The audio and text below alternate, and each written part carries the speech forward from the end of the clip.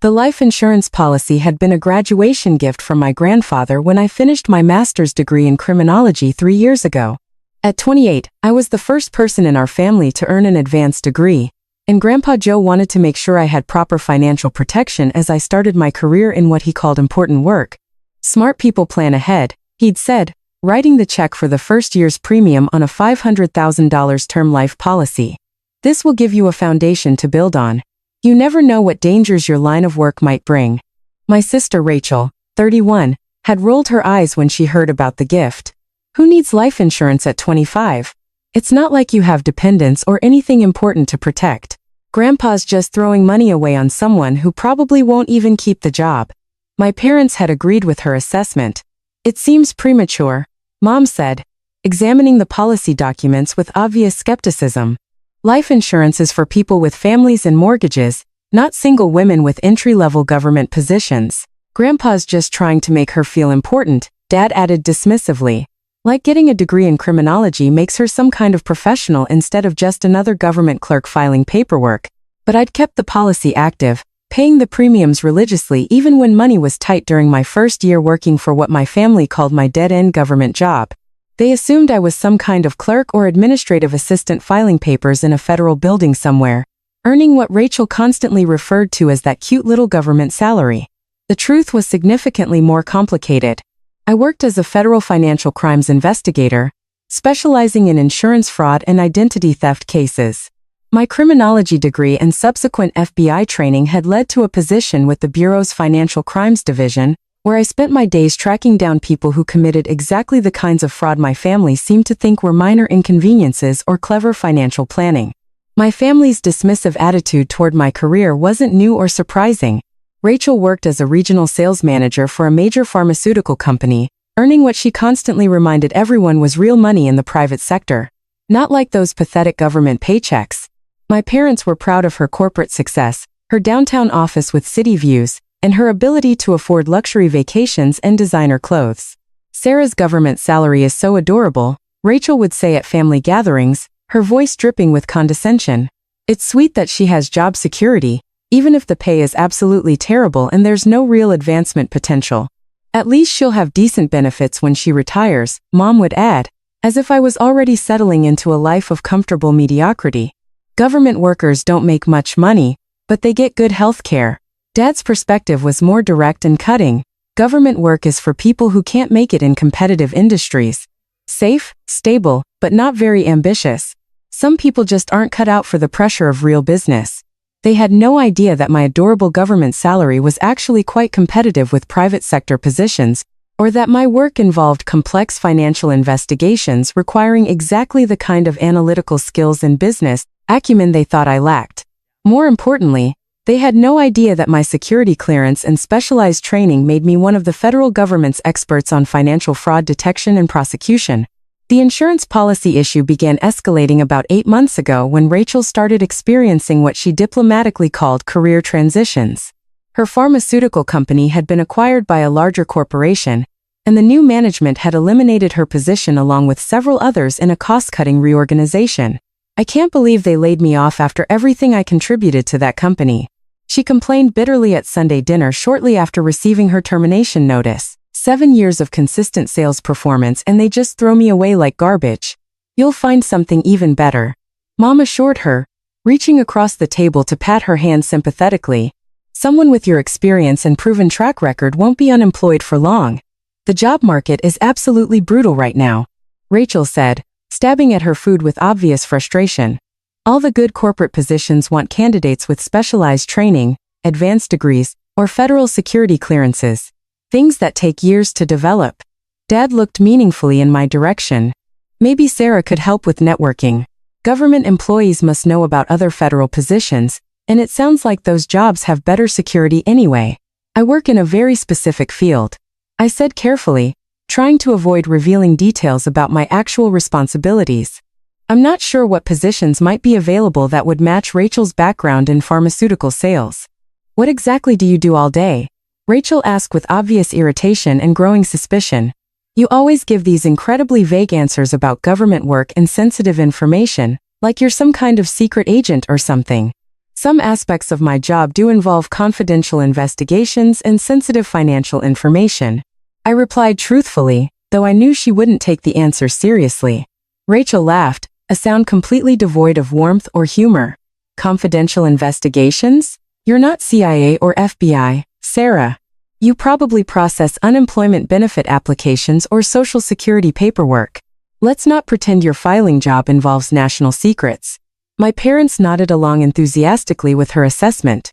In their minds, the idea that I might have an important, sophisticated, or well-compensated position was apparently so absurd it didn't warrant serious consideration. The point is, Dad said firmly, steering the conversation back to what he considered practical matters. Rachel needs help getting back on her feet financially while she conducts her job search. We were thinking you could lend her some money, Mom added hopefully. Just a temporary loan until she finds a new corporate position. I looked at my sister, who was nodding as if this was not only reasonable, but long overdue. How much money are you talking about? Maybe 15 or 20,000, Rachel said with casual confidence. Enough to cover my mortgage payments and car insurance for several months while I conduct a proper executive-level job search. I don't have that kind of liquid savings available for loans, I said honestly. My salary was competitive, but I was also aggressively paying off graduate school loans and building my own emergency fund according to strict financial principles. What about that ridiculous life insurance policy Grandpa bought you? Rachel asked, her tone becoming calculating. Can't you borrow against the cash value or cancel it for a refund? It's term life insurance, not whole life or universal. There's no accumulated cash value to borrow against. Rachel's expression became increasingly calculating and determined. Well, it's not like you actually need life insurance anyway. You don't have children, a spouse, or anyone depending on your income. Maybe you should just cancel the entire policy and use those premium payments to help family members who actually have real financial responsibilities. The policy costs about $400 annually, I pointed out. That's not going to solve serious unemployment-related financial problems. It's about the principle of family loyalty, Dad said with growing firmness. Family members should help each other during crises, and you're being selfish by maintaining unnecessary insurance policies while your sister faces potential foreclosure. Besides, Mom added with obvious frustration, if something tragic happened to you, who would even benefit from a life insurance payout? You don't have anyone depending on you financially, so that money would just disappear into legal proceedings. The conversation was frustrating but entirely familiar. My family had a long-established pattern of treating my financial decisions as communal property subject to their input and approval, while simultaneously keeping their own money and financial choices completely private.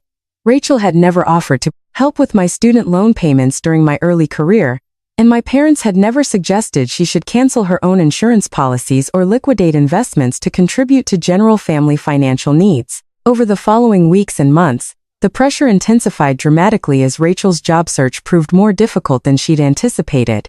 The pharmaceutical industry was contracting, and her specific experience didn't translate easily to other corporate sectors. She started showing up at my apartment unannounced, asking for what she called small temporary loans that gradually increased in size and urgency.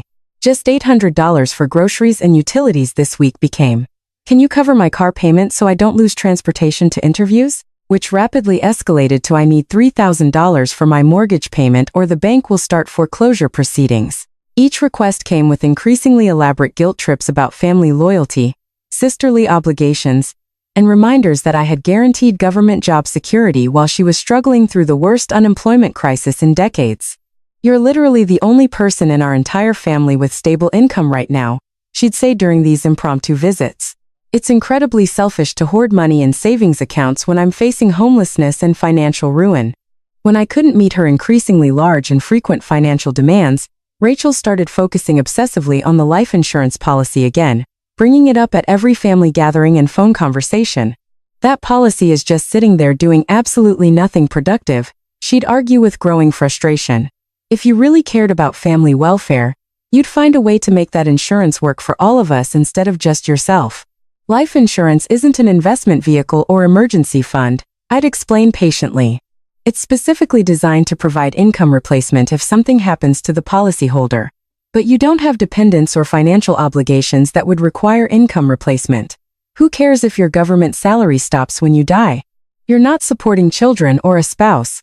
The logic was cold and calculating, but it was entirely consistent with my family's general attitude toward my life choices and personal value. In their collective view, since I wasn't married with children, my life, career, and financial security were inherently less important than Rachel's immediate economic needs. 4 months ago, Rachel finally found a new position at a smaller pharmaceutical company, but her financial problems actually intensified rather than improving. The new role paid almost 40% less than her previous position, and she was struggling to adjust her lifestyle and spending habits to match her dramatically reduced income. I have to maintain my professional image and networking relationships, she explained defensively when I suggested she consider downsizing her expensive downtown apartment. Client-facing pharmaceutical sales roles require a certain standard of living and professional presentation. Maybe consider finding a roommate to split housing costs, I suggested. Shared living arrangements could significantly reduce your monthly expenses. I'm 31 years old, Sarah. I'm not living with roommates like some recent college graduate who can't afford her own place. The pride was understandable from a personal perspective, but it was also financially devastating. Rachel continued spending as if she still earned her previous salary using credit cards and personal loans to bridge the ever-widening gap between her lifestyle expectations and her new economic reality. By Christmas, she was carrying serious debt across multiple credit cards and becoming increasingly desperate about her deteriorating financial situation. Her conversations became obsessed with quick solutions and get-rich schemes that would restore her previous standard of living without requiring fundamental lifestyle changes. I've been researching your life insurance policy more seriously, she announced during our family's traditional holiday dinner. What if I became the primary beneficiary instead of your estate or whatever legal entity currently gets the money? I looked up from my plate, genuinely confused by the suggestion. Why would you want to be my life insurance beneficiary? Well, think about it logically, she said with the tone of someone explaining something obvious to a slow child. If something tragic happened to you, at least the insurance money would stay within our immediate family instead of just disappearing into probate court proceedings or legal fees. I don't plan on dying anytime soon, I said with what I hoped was a reassuring laugh. Of course not, but accidents and unexpected illnesses happen to everyone, she continued with growing enthusiasm. And since you don't have a spouse, children, or anyone else who would need financial support, wouldn't it make much more sense for your sister to be the beneficiary?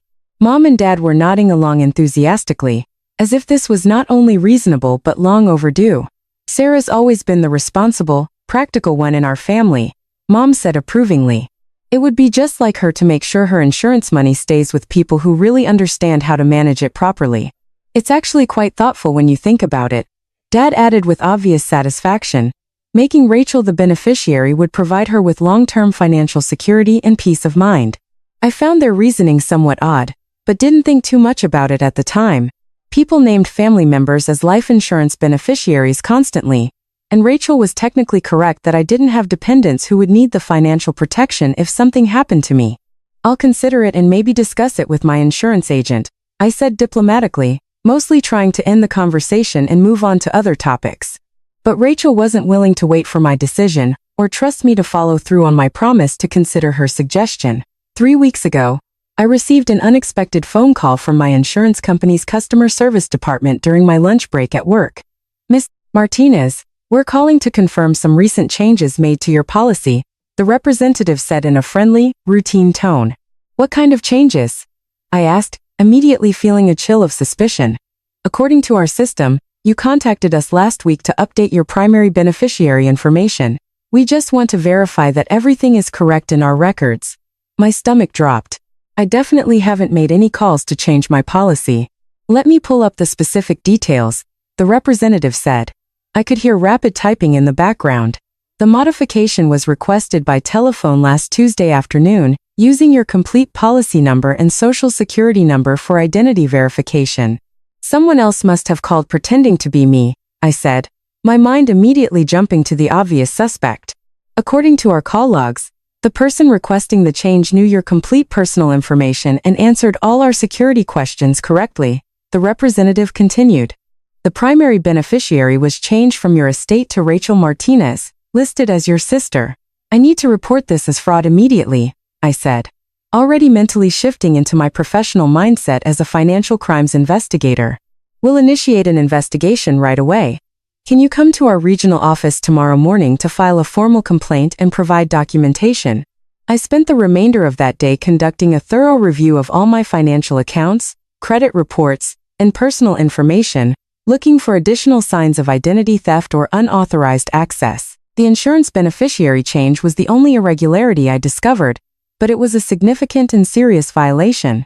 At the insurance company's regional office the next morning, I met with their senior fraud investigator, a woman named Patricia Chin, who explained the full legal implications of what had occurred. Unauthorized changes to life insurance policies constitute federal crimes when they involve interstate commerce, she explained while reviewing my documentation. Your sister accessed your policy using personal information that she had no legal authority to use for financial transactions. She's family, I said. She naturally knows my social security number and other basic identifying information from years of shared family interactions. Family relationships don't provide legal authority for identity impersonation in financial transactions, Chin replied firmly. This is textbook identity theft and wire fraud, regardless of the family connection.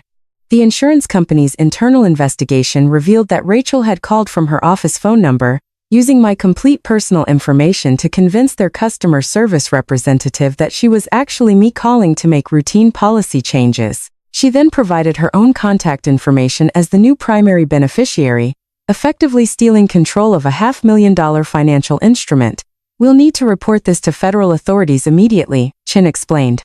Insurance fraud involving interstate commerce falls under FBI jurisdiction, and we're required by law to report all suspected violations. Can't we just reverse the unauthorized changes and handle this privately within the family? I asked, even though I already knew the answer from my professional experience. The federal crime has already been committed, Chin said sympathetically. Your sister used interstate wire communications to commit fraud against a regulated financial institution. That's a serious federal offense, regardless of whether we can reverse the policy changes. I drove home that afternoon feeling sick with dread about what was about to happen to my family. Rachel had committed multiple serious federal crimes over a life insurance policy she felt entitled to control, apparently having no idea that identity theft and wire fraud carried potential sentences of decades in federal prison. That weekend was our regular monthly family dinner, and Rachel seemed unusually cheerful and confident when I arrived at my parents' house, as if she'd successfully solved some major ongoing problem. You look great, she said, hugging me enthusiastically at the front door. How's everything going with that boring government job of yours? Everything's fine, I said carefully, studying her expression and body language. She seemed completely relaxed and self-satisfied, as if she'd accomplished something clever and helpful. During dinner, conversation remained light and casual until dessert was being served. Then Rachel cleared her throat dramatically, as if she had an important announcement to share with the family. I made myself beneficiary on your policy, sister revealed at family dinner, smiling proudly as if she'd done something not only helpful but admirably decisive. The room fell completely silent. Mom and Dad looked confused and uncertain. What policy are you talking about? Dad asked slowly. Is greater than Sarah's life insurance policy. The expensive one Grandpa bought her that she never uses. Rachel explained with obvious satisfaction. I called the insurance company and had them change the beneficiary designation to me instead of her estate. Is greater than. You're too irresponsible to handle money. Dad supported her immediately, nodding with approval. Rachel's always been much better with financial planning and long-term decision-making. Is greater than. Besides, Mom added enthusiastically, if something terrible happened to you, we'd definitely want that insurance money to stay within our immediate family anyway. Is greater than. I stared at my sister in stunned disbelief, watching her look pleased with herself for taking what she clearly considered appropriate initiative in family financial planning. How exactly did you change my insurance policy? I asked as calmly as possible. Is greater than. I called the insurance company customer service line and told them I was you. Rachel said casually, as if this was perfectly normal and reasonable. It was surprisingly easy. They just asked for your social security number and policy information, which I obviously know. Is greater than. That's identity theft, I said quietly. Is greater than. Rachel laughed dismissively. Don't be so dramatic and legalistic. It's not identity theft when it's family members making practical decisions. I just updated your beneficiary information to someone more appropriate and responsible. Is greater than is greater than. You committed wire fraud by impersonating me, I continued. Is greater than I protected our family's financial interests. Rachel corrected with growing irritation. You don't have anyone else who would need that insurance money anyway, so this makes perfect sense. Is greater than. Dad nodded approvingly. Rachel's thinking practically about family financial planning. She's always been good at managing complex money matters. Is greater than Sarah's never been comfortable with major financial decisions, Mom added supportively. It's smart to have Rachel handle the more sophisticated aspects of insurance and estate planning. I said quietly, I'll speak to my insurance agent. You really don't need to involve outside professionals in private family business, Rachel said quickly, her confidence wavering slightly. I've already taken care of everything properly. Besides, Dad added firmly, what's done is done. There's no point in complicating a simple family arrangement by involving insurance agents and outside advisors. The policy beneficiary situation is perfectly fine as it stands now. Mom agreed. Rachel will be responsible and appropriate with that money if it's ever actually needed. I excused myself from dinner early that evening, citing urgent work obligations that required my immediate attention. My family didn't seem particularly concerned about the legal implications of what Rachel had done, treating her identity theft and wire fraud as reasonable family financial coordination rather than serious federal crimes. The following morning, I arrived at the FBI field office where I worked and immediately requested a meeting with my supervisor to discuss the personal situation that had developed. Your sister committed wire fraud and identity theft against you, Special Agent Thompson said after I explained what had happened over the weekend. This is precisely the kind of financial crime our division investigates and prosecutes regularly. She's my sister, I said, even though I knew family relationships were irrelevant to federal criminal law. I was hoping there might be some way to handle this situation quietly or privately. I understand this creates difficult personal complications, Agent Thompson replied sympathetically, but she used interstate wire communications to commit fraud against a regulated financial institution. This crime falls under federal jurisdiction regardless of your family relationship to the perpetrator. Agent Thompson was absolutely correct, of course.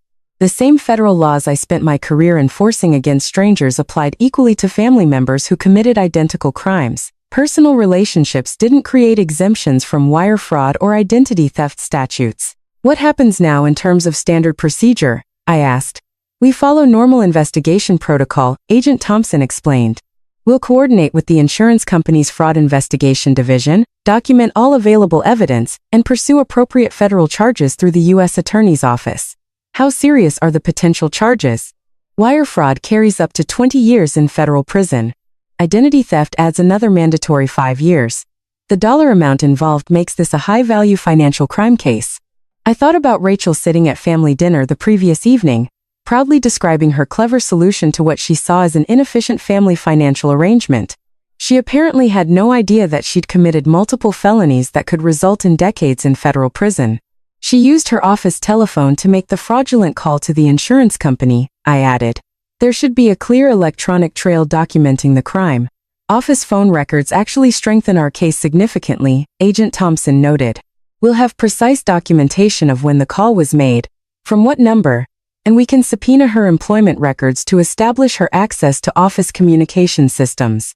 Within hours of our meeting, federal wire fraud investigators were coordinating with the insurance company's security division to trace Rachel's fraudulent call and compile comprehensive evidence. Her office phone records clearly showed the exact time and duration of her call to the insurance company's customer service line.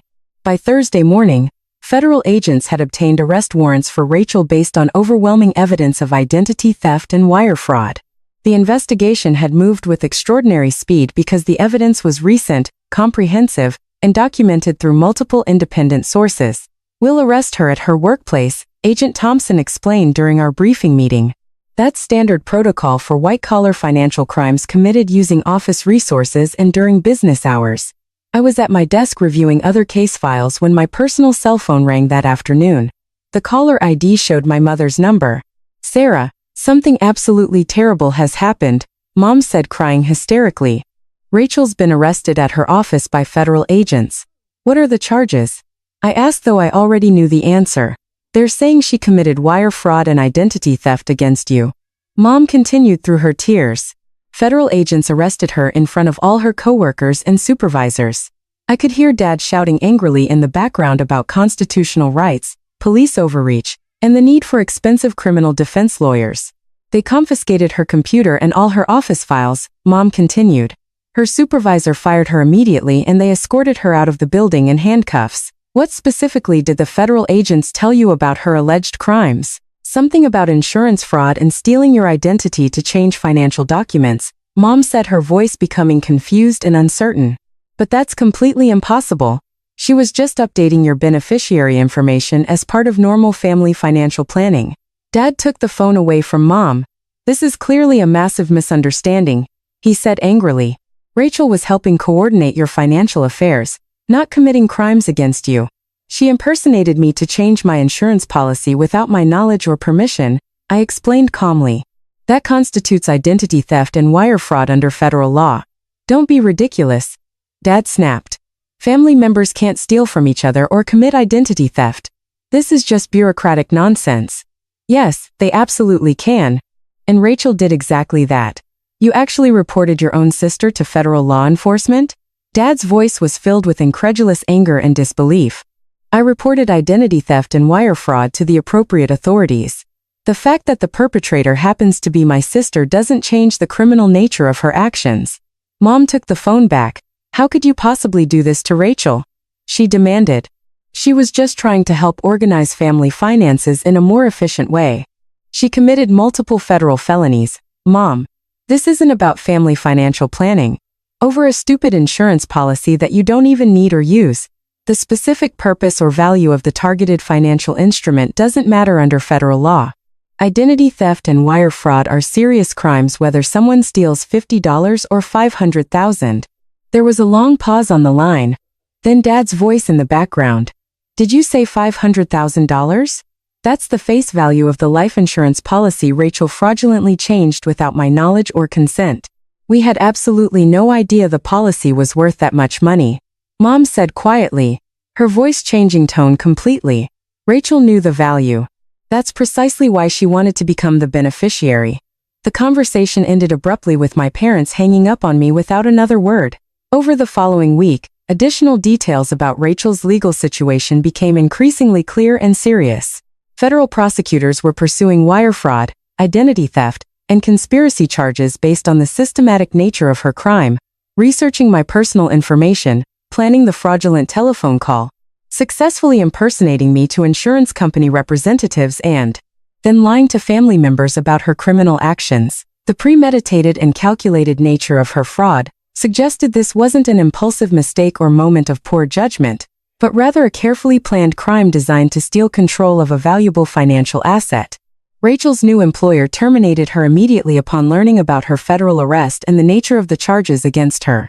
Pharmaceutical companies maintaining federal contracts and regulatory relationships couldn't risk associating with employees under investigation for financial fraud crimes.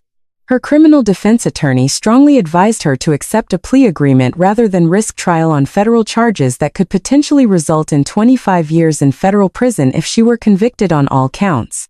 Rachel ultimately pled guilty to wire fraud and identity theft in exchange for a negotiated sentence of 4 years and 6 months in federal prison, followed by 3 years of supervised probation and full restitution to the insurance for a negotiated sentence. Their investigative costs and security upgrades. At her federal sentencing hearing, she read a carefully prepared statement about family financial stress, unemployment pressures, and what she characterized as momentary poor judgment rather than deliberate criminal intent.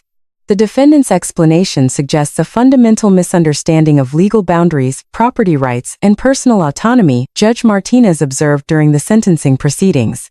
Family relationships don't override federal criminal law or justify identity theft and wire fraud.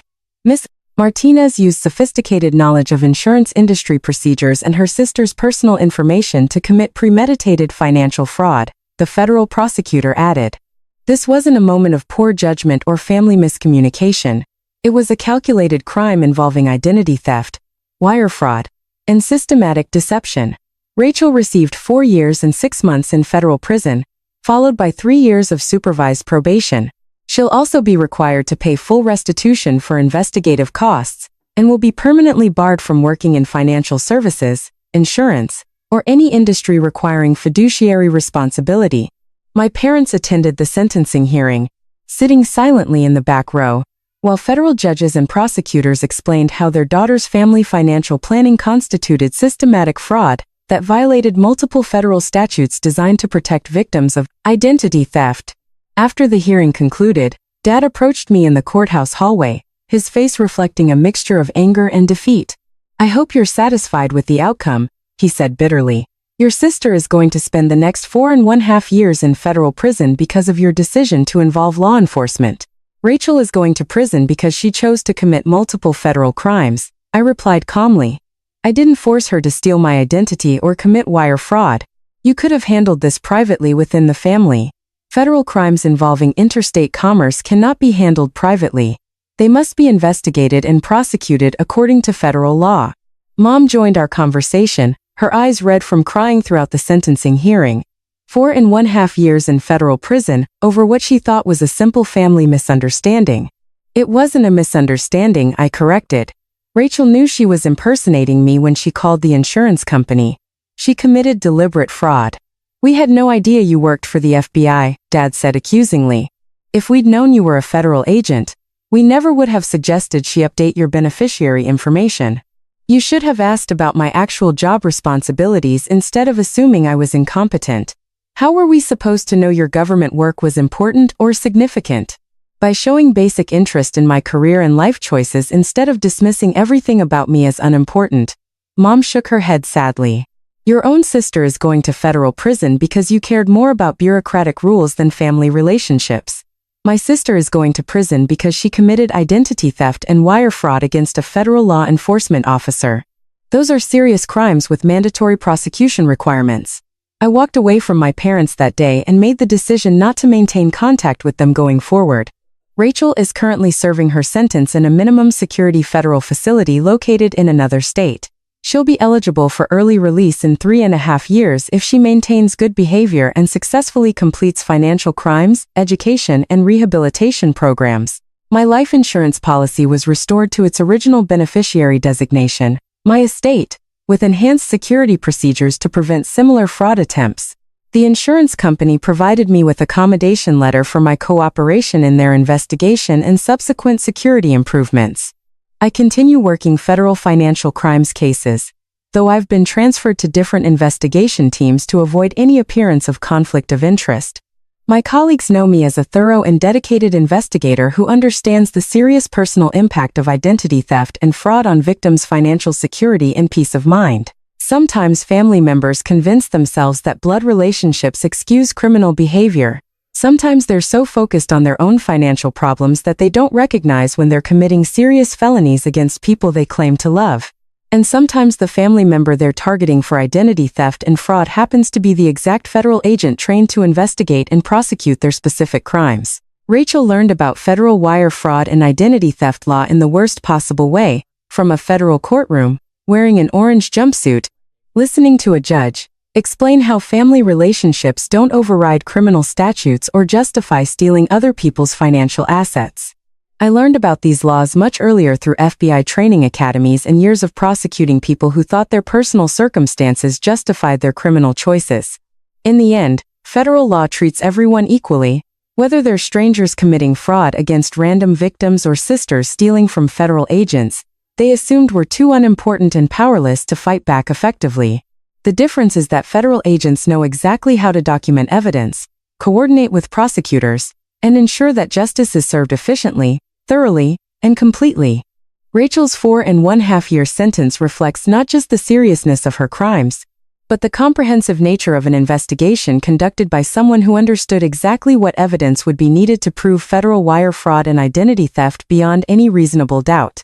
Made with